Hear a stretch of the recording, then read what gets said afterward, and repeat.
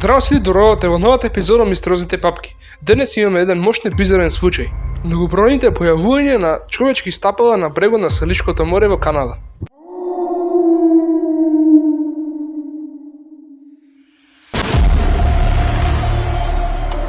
Од 20 август 2007 година, најмалку 20 одделни човечки стапала се пронајдени на бреговите на Салишкото море, во Британска Колумбија, Канада и Вашингтон, САД. Првото откритие на 20 август 2007 година беше на островот Джедедија во Британска Колумбија. Стапалата се откриени на бреговите на островите во Британска Колумбија и во американските градови Такома и Сиетл. Во Канада, службата за вештачење во декември 2017 година соопшти дека властите во сите претходни случаи отфрлиле можноста за убиство врз телата. Стапалата обично се наоѓале во патеки за кои судскиот совет сметал дека се одговорни за одржувањето на стапалата доволно пловни за на крајот да излезе на брегот и за давање на стапалата доволна заштита од распаѓање за да се најдат релативно непроменети. Од септември 2018 година 15 стапала се пронајдени во канадската провинција Британска Колумбија помеѓу 2007 и 2018 година и 5 во американската држава Вашингтон. Стапалата вклучуваат голем број на усогласени парови. Во Британска Колумбија 13 од 15 стапала се идентификувани, последното беше левата нога пронајдена на брегот на Карпеста плажа во западен Ванкувер во септември 2018 година. Уште две идентификувани стапала се исфрлија на брегот на ботаничката плажа на западниот брег на островот Ванкувер во февруари 2016 година. Во САД еден од овие парови и припаѓа на жена која скокнала од мост.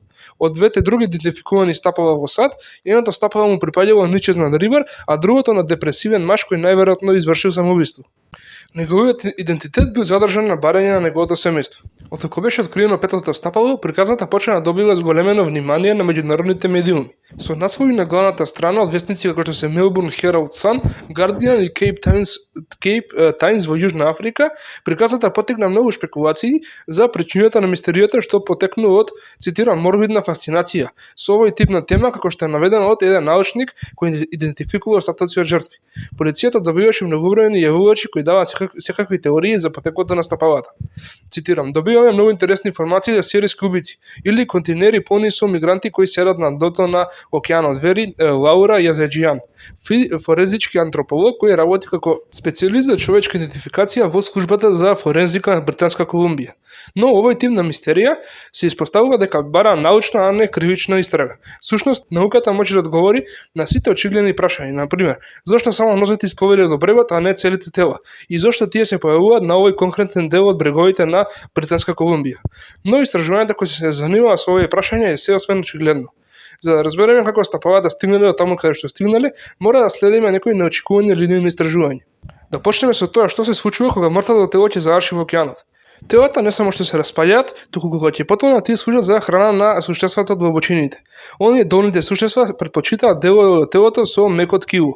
Истражувањето 2007 година од Универзитетот Симон Фрейзер за канадската полиција за распаѓање на телото, спроведено во самите води каде што ќе се најдат многуте стапала, покажа дека рибите и рековите кои живеат во голема длабочина може да го редуцираат трупот до скелет за помалку од 4 денови.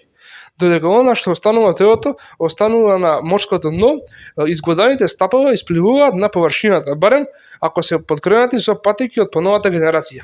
Тоа е затоа што тие генерално се направени од полесна пена, а често имаат и ѓонови што содржат воздушни џебови. Дополнително топографијата на областа и превладувачките западни ветрови помагаат преметите во морето да се изнесат на брегот околу Салишкото море. Но сепак, мистеријата околу телата останува. Што се случило со луѓето кои завршиле во морето?